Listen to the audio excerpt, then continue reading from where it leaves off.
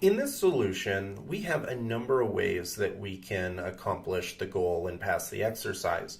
What we're asked to do is to remove the duplicates from an array. Now, this is essentially cloning the behavior that the unique method provides. So if I did something like this, where I said 1, 2, 2, 1, 4, just like that, and if I call uniq, and it's spelled out just uniq, if I run this, it's going to return an array that contains only the unique values, which is exactly what we want. However, it'd kind of be cheating a little bit to use the method that does all of this for us. We want to manually implement this behavior. So there are definitely a few ways we could accomplish that. We can see that in the expectation, we're expected to create a method called remove duplicates that can be called on an array. First and foremost, that tells us that we need to add to the array class. So I'm going to open up the array class and let's add this method of remove duplicates. Now with that in place, let's talk about what we need to do at a high level.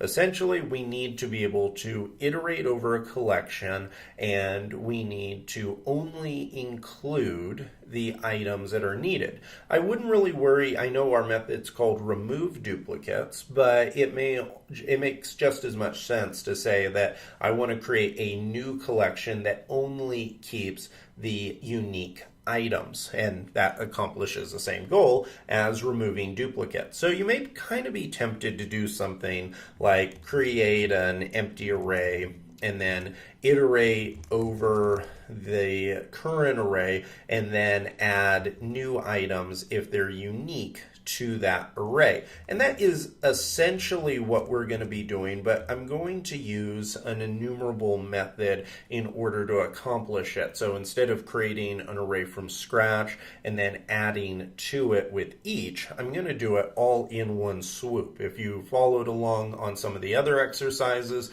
you may be familiar with the each with object method, and that's what we're going to do. So I'm going to say self dot each with object, and in the past I've used a hash as the object that gets passed in, and what this is essentially going to do is it's going to give us access to a new object that we can send items into. So this is kind of close to what I was talking about in the beginning, where we could create an empty array and then dump items into it. That's essentially what we're doing, but this is just a cleaner way of doing it. So I'm going to say each with object, and remember, each with object takes two block arguments. The first is going to be the element, and the second is going to be a new array. So the second argument I'm calling R, this is going to represent this array right here in the argument. So this array here is what our array block argument is going to stand for.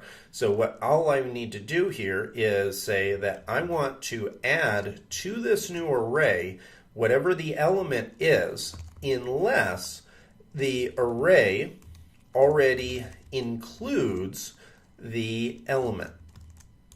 And if that doesn't make any sense, let's just kind of walk through it. So we're going to pipe in to our array whatever the element is. So if you take the example that we have here of 1, 3, 4, 1, and 4, the first time that this goes through, it's going to be an empty array. So we're going to say that we're going to simply add 1 in because there 1 already didn't exist in the array.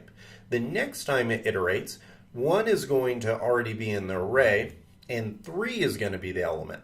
It's going to look and it's going to say, okay, is 3 in this new array that we just instantiated? 3 is not, so let's add it in. The next time it's going to go into 4. It's going to check, is 4 in the array? Nope, it's not, so let's add 4. And after that, it's going to check, it's going to go through 1, and it's going to say, okay, is 1 already in the array? It is, and because it is, we're not going to do it. We're going to skip over that one. Then it's going to go to 4. It's going to see that 4 already exists in the array, and then the collection is complete, and it'll be done, and it will return 1, 3, and 4. So I'm going to copy this, and let's come down here, and I'm going to paste this, and let's call it and say array, remove duplicates. And if this all works, then this should print out 1, 3, and 4, and it does. So that worked perfectly. Now, if I open up a new terminal tab here, I can say rspec February 8.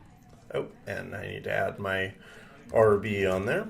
So rspec February the 8th, run that, and you can see that that finished with 1 example and 0 failures. So all we're having to do here, and what we've essentially implemented, is we've duplicated the behavior of the unique method, but when it comes to a practical point, there's not really a practical point in doing this exact behavior. We already have the unique method. We don't need to clone that. But what this does is it teaches you how to work with a collection, how to instantiate another collection that you can work with, exactly like what we did here, and then how to iterate over it and then add to that new collection. This is a process that when you get especially into more advanced Ruby development, you're going to be doing quite a bit, because there are many times where you need to be able to iterate over one collection and then clean it up, add new items, take away items, configure ones by doing things like, say that you need to do a Rails helper method that needs to be wrapped with HTML content. You could do it with something like this. Instead of just adding it a blank one to an array, you could add it and wrap it up with a tag, link tag, or something like that. So there's all kinds of cool things that you can do by being able to iterate and then add items to other collections just like this.